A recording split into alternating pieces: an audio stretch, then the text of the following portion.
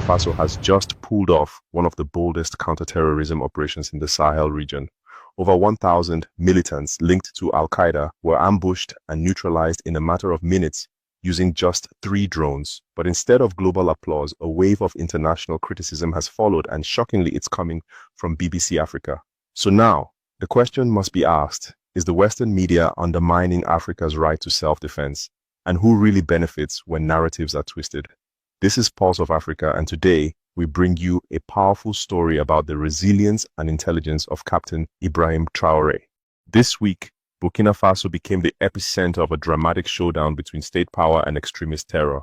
According to reports from national intelligence and eyewitness accounts, over 1,000 armed terrorists, allegedly linked to Al-Qaeda, launched a large-scale assault intended to destabilize the country, while President Ibrahim Traore was attending the Victory Day parade in Russia. What the attackers didn't expect, however, was just how prepared the country had become under Traore's leadership. Thanks to newly acquired military technology from Russia, China, and North Korea, Burkina Faso now had access to highly sophisticated drones capable of neutralizing large groups of fighters without putting soldiers on the ground. The attack came just days after President Traore left for Russia. Many believe the timing was not coincidental.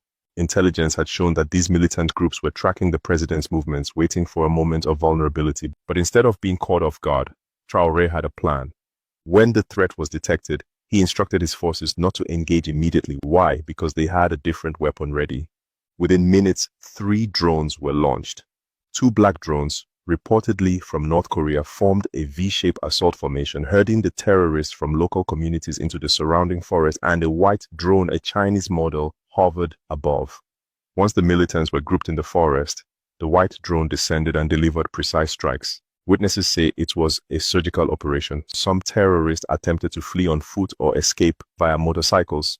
One truck was left intact to encourage retreat, but the fleeing fighters didn't stand a chance. The drone locked onto the truck, disabling it without harming nearby civilians. The entire operation reportedly lasted under 1 hour. By the end, over 100 militants had been eliminated. This level of precision warfare shocked observers and demonstrated a significant leap in Burkina Faso's defense capabilities. But just as the nation was catching its breath, BBC Africa released a controversial report. According to their coverage, President Traore's government was responsible for the death of over 100 civilians.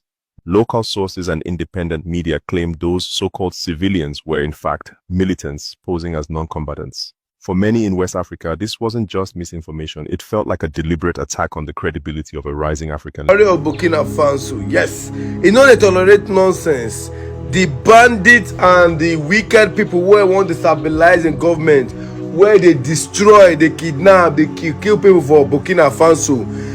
1,000 of them have been dropped. You know what he mean?